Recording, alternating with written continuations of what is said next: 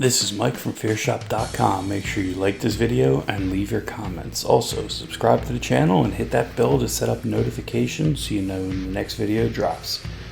Now let's get into it. Let's take a deep dive into the 1980 slasher classic Friday the 13th, which started a long line of gory slasher films in this franchise. In the fall of 1979, a group of unknown actors, a director desperate for a hit, and a special effects visionary got together in the woods of New Jersey to create the stuff of legend. Friday the 13th was supposed to be a simple exercise in a good movie business, a film that would make money thanks to clever manipulation of the horror genre and some gory scares. Instead, it became a watershed moment in horror filmmaking, a landmark that has inspired countless imitators and nearly a dozen sequels. Today, Friday the 13th is an essential slasher classic, but the road to success was not exactly easy. We were given the birth and death of Jason Voorhees, and we got to see how well his mother handled it. First and foremost, it's easy to see the original inspiration for Friday the 13th was John Carpenter's Halloween from 1978. In 1978, producer and director Sean Cunningham was looking for a model of which to build a commercially successful film, and he found one in John Carpenter's classic Halloween. In hopes of drumming up publicity for the film, Cunningham took out an ad in the July 4th, 1979 edition of Variety, featuring the film's now iconic logo bursting through glass. At the time, the general structure of the film was in place, but Georgetown Productions had not yet fully agreed to finance it, and the advertised November 1979 release date was a pipe dream. Still, Cunningham did get a response from the ad. Everybody wanted this film, he later said. The film made almost $40 million on a budget of $550,000 and spawned many sequels, a TV series, toy lines, video games, and about 1 million knockoff movies.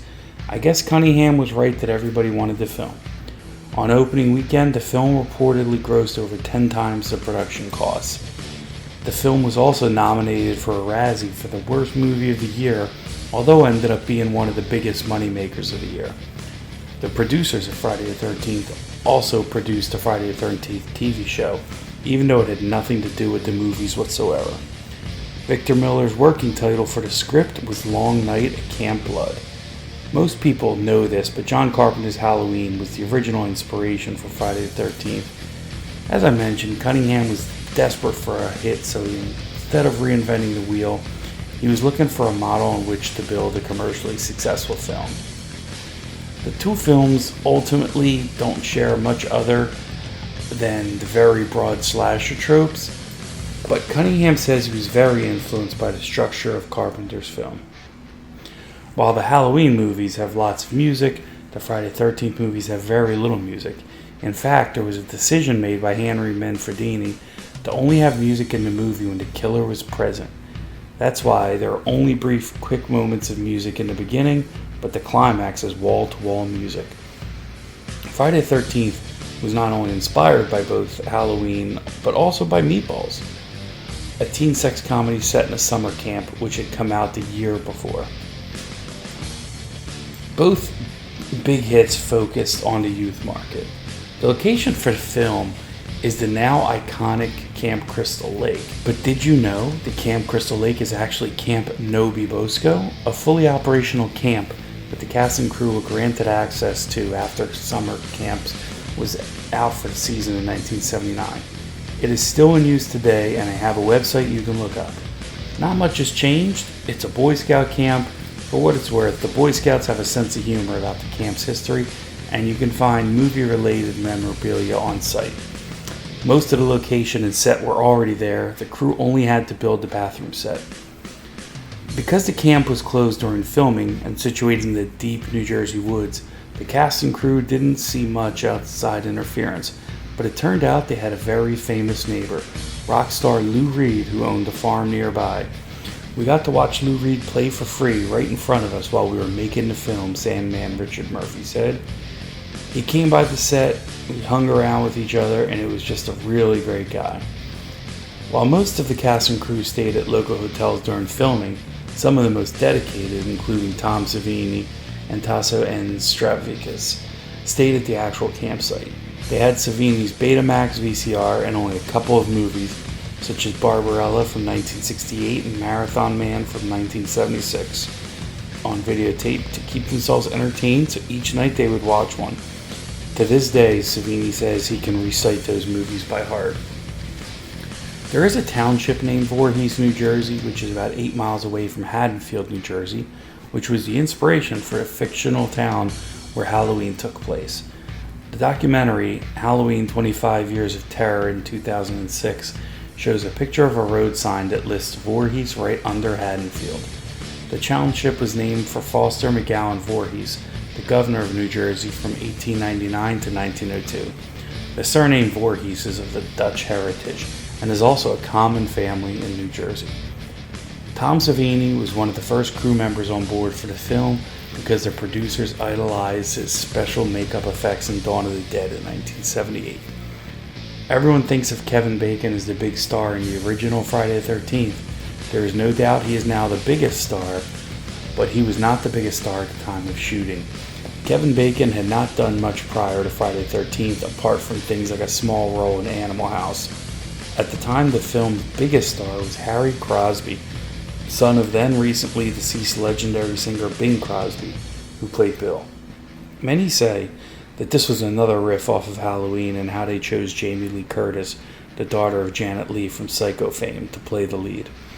Sean S. Cunningham has been quoted as saying that the type of actors he sought for the film were good-looking kids you might see in a Pepsi commercial. Sean Cunningham cut his teeth in the industry directing softcore porn and then eventually transitioned into horror with fellow porn aficionado Wes Craven, with whom he directed the 1971 classic Last House on the Left. The two would team up again for Freddy vs. Jason. Sean S. Cunningham wanted to cast his son Noel Cunningham as Jason, but his wife Suzanne E. Cunningham would not let him do this. Sally Field auditioned for the role of Alice Hardy. She was seriously being considered for the parts until Cunningham went with Adrienne King. If Cunningham had gone with Sally Field for Alice and Estelle Parsons, like he wanted to for Pamela Voorhees, that would mean that Friday the 13th would have starred 2 Oscar-winning actresses. Crazy Ralph was called Ralphie Ratboy in an earlier draft of the script. The character of Crazy Ralph was meant to establish 2 functions: foreshadow the events to come and insinuate that he could actually be the murderer. Sean Cunningham had stated that he was apprehensive about including the character and is not sure if he accomplished his goal of creating a new suspect. For the iconic role of Mrs. Pamela Voorhees, we all know Betsy Palmer as Jason's adoring mother, but she was not the first choice for the film. Cunningham and company went in search of an actress with a recognizable name whose career was on a decline, so she could be paid relatively little and the budget could stay low. Cunningham eventually made a list of actresses he was considering, and 2-time Oscar winner Shelley Winters was his top choice. Winters was not interested, and while fellow candidate and Oscar winner Estelle Parsons actually negotiated to be in the film, she ultimately backed out. Cunningham also considered actresses Louise Lasser and Dorothy Malone right up until filming began, but ultimately the production wound up with Betsy Palmer in the role. Palmer was not remotely interested in the role, but when Cunningham finally got around to offering the part of Mrs. Voorhees, she suddenly found herself in need of cash. After more than a year on Broadway, her car broke down as she drove back to her home in Connecticut. She may never have taken the movie if she had not needed the money for a new car. She assumed that she could take the role and no one would ever see her in the film. She could cash out, get a car. Had it not been for her car breaking down, Mrs. Voorhees would likely have been played by someone else. In fact, it took years for Palmer to embrace the role as she tried to avoid promoting that role and was embarrassed. She eventually embraced the role after seeing how good it was for her career. She tells fans she has no idea who this character in the hockey mask is since her son drowned in 1957. When Palmer first read the script by Victor Miller, she said, "What a piece of crap." The S word. And threw the script across the room into the trash. Victor Miller, the scriptwriter, was at the conference and heard this comment, and Adrienne King patted him on the back consolingly. Palmer said She then thought about it, and she did need the money for a new car, and the movie would probably come and go very quickly, and no one would ever see it. And then it would all be quickly forgotten, so she decided to take the job. Little did she know that the movie would become a phenomenon and would be the main thing she would be remembered for. This was Betsy Palmer's first film since The Last Angry Man in 1959. This is the only Friday the 13th movie where the killer slaps one of the victims. It's also the only Friday the 13th where the killer talks, and also the only Friday the 13th where the killer drives. While filming was going on, they were still looking for someone to play the role of Mrs. Voorhees, so many early murder scenes were actually shot without Betsy Palmer, with members of the crew standing in for the murderer. While she was finally cast, Palmer drove deep into her character. As a method actor, she wanted to know more about the character than the audience, and came up with a backstory that built on the killer's hatred for sexual transgression. In her mind, Pamela had Jason out of wedlock with a high school boyfriend, and her parents ultimately disowned her for her sins because that isn't something good girls do. We never met Jason's father in the Friday the 13th movies, but in the comics and novelizations of the series, they describe a character named Elias Voorhees, who is Jason's father, who is very cruel and abusive to him. In regards to Jason and Victor Miller's original script, the character of Jason Voorhees was basically just a kid who accidentally drowned in Camp Crystal Lake. But financier Philip Scudieri wanted something more and brought in screenwriter Ron Kurtz for some rewrites. One of Kurtz's most important contributions to the film was to transform the tragic boy into the deformed child we see in the final movie. There's no reason Jason should not be able to talk, even if he was a mongoloid as Victor Miller described him, or somehow handicapped, he should be able to talk.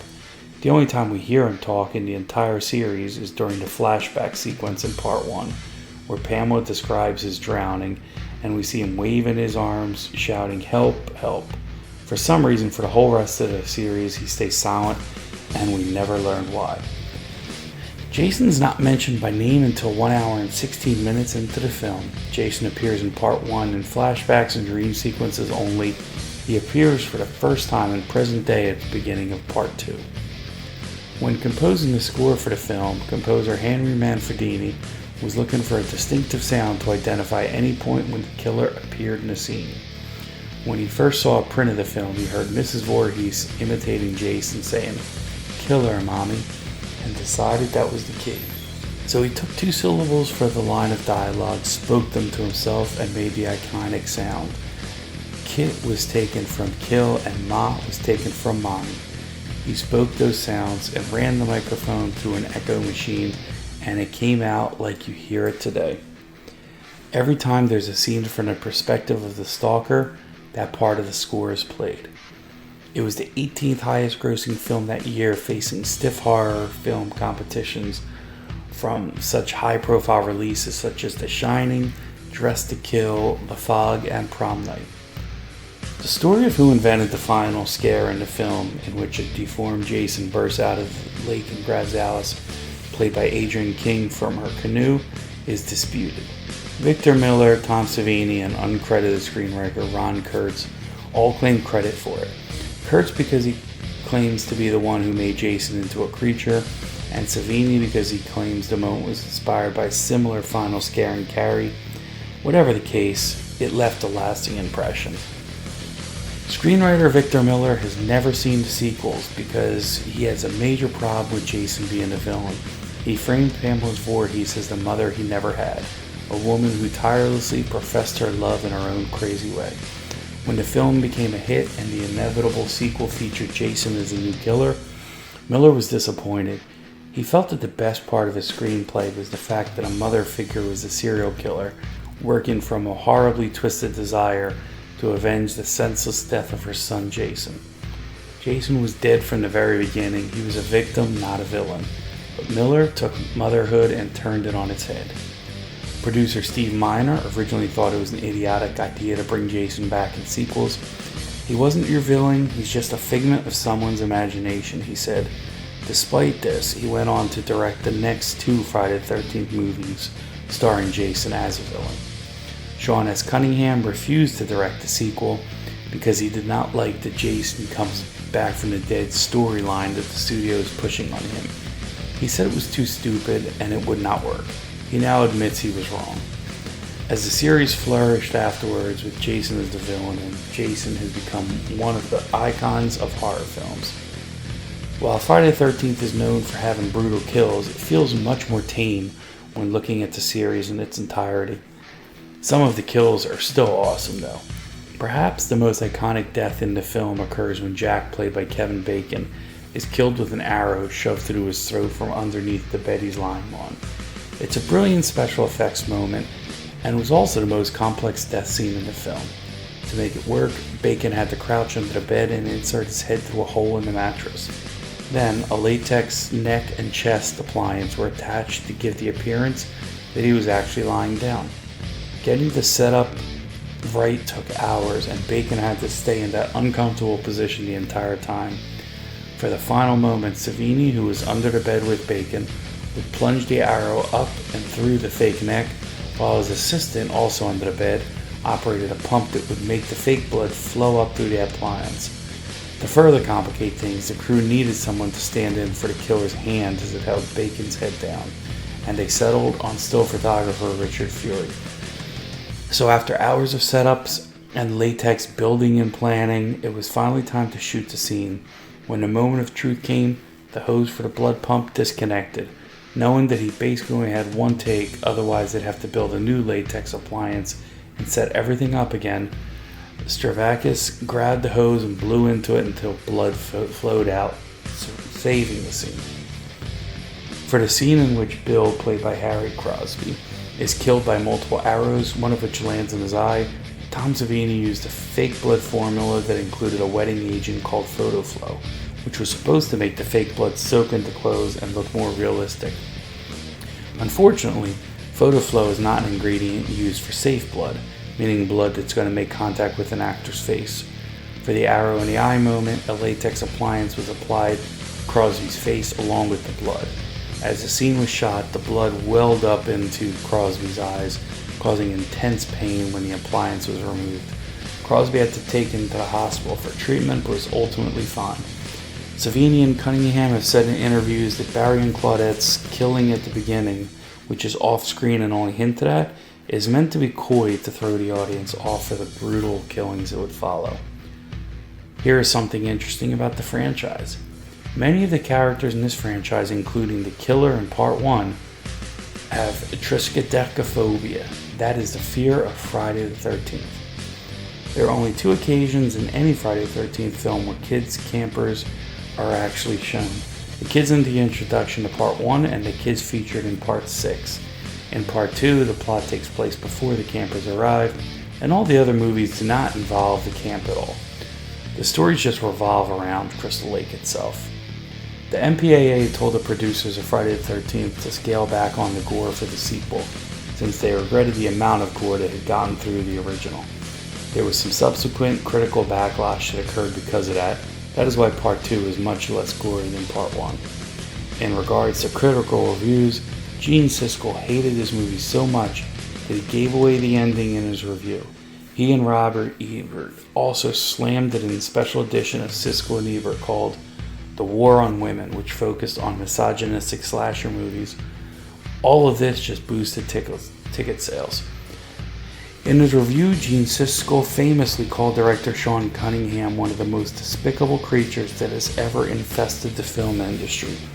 Siskel was so angry at Betsy Palmer's role in the movie, which had also angered many of her fans, that he published her address in his magazine and encouraged people to write her and protest her. He published the wrong address though. So that wraps this one up. I want to hear from you. Post your thoughts on this video and let me know how Friday the 13th impacted your love for horror. That's it for this episode. Make sure you like this video, make sure you share this video, make sure you subscribe, most of all, make sure you keep it horror.